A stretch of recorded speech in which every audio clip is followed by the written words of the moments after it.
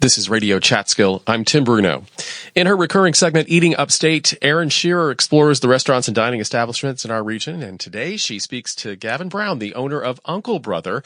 That's the restaurant in Hancock, New York, located in a former DeBrescia car dealership. In some Caribbean countries and in Asian cultures, an elder male, even if they're not family, would be described as uncle. And Rickert and I have a strange filial relationship in which he's something of an elder brother. He's an uncle to many artists in the sense I described, an elder statesman, a mentor to many younger artists. And this kind of occurred to us organic, spontaneous. First the uncle, and then the brother kind of describes the two of us. It's ambiguous, and we like that, and then we condense it into one word. That's Gavin Brown describing the origin of the name Unclebrother. He's a veteran art dealer who currently works with the Gladstone Gallery in Manhattan. And Rickert Tiravenit is among the artists he's exhibited in his decades-long career. They both own summer houses in the Delaware County area and are close friends. Together, they own and operate Unclebrother, housed in the former DeBrescia Motors car dealership in Hancock, and it's the subject of today's Eating Upstate.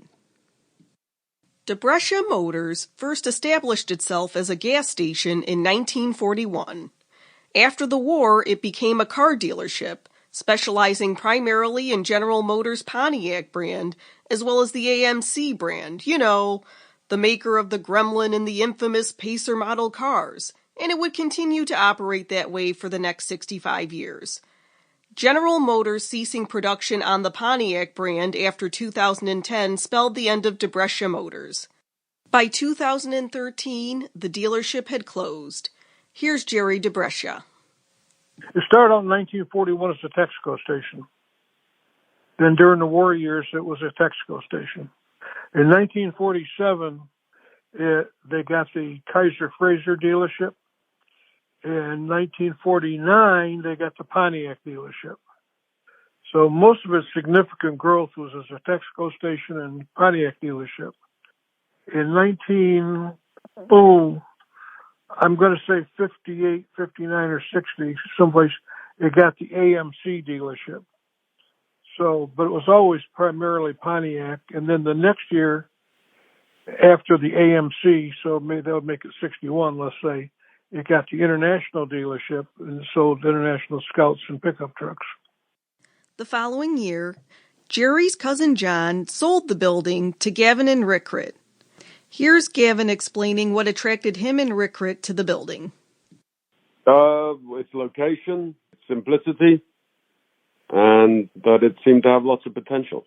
And it had just that very plain, vernacular American feel to it. By his own account, Jerry acknowledges that he wasn't initially sold by their plans for the building.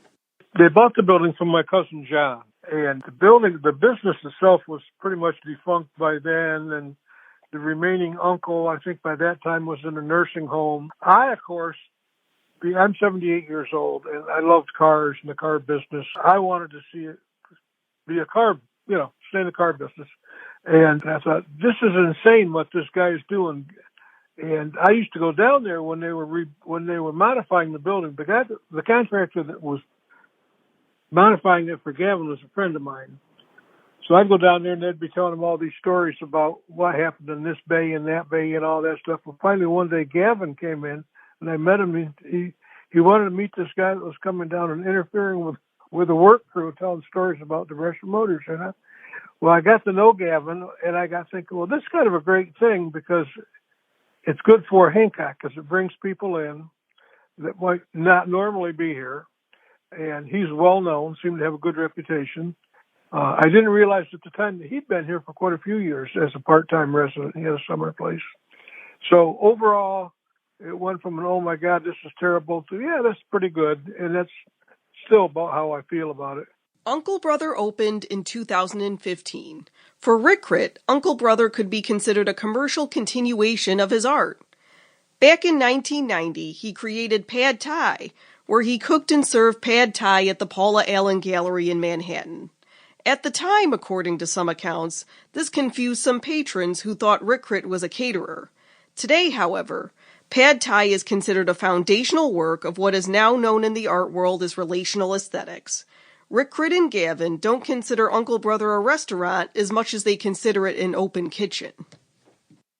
I think it's less of a restaurant than it is a kitchen, and we serve food. I'm not, again, terms are a little fluid here. In terms of food and art, it's just an area that Rickrit and I have acted in before. It's familiar, and it's what we enjoy.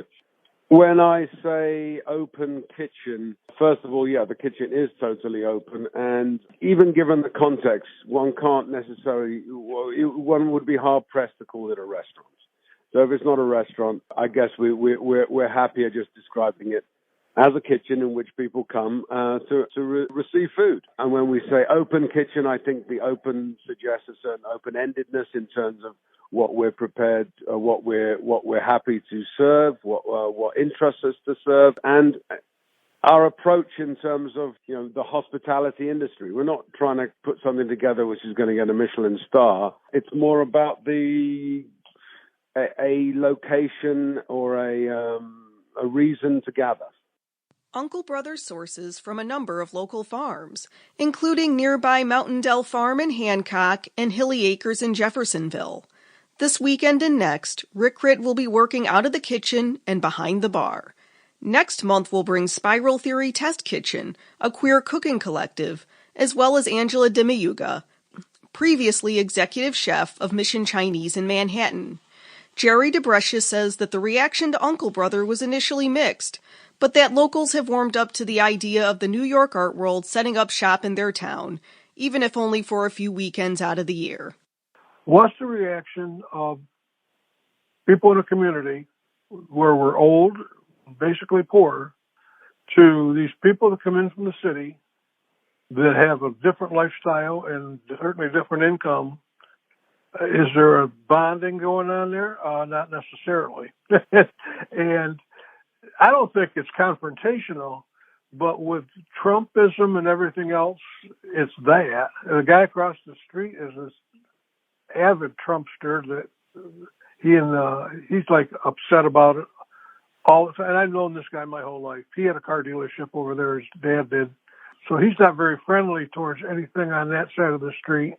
But I don't think that's representative of the community. I think most of the community welcomes it. How much do they patronize it?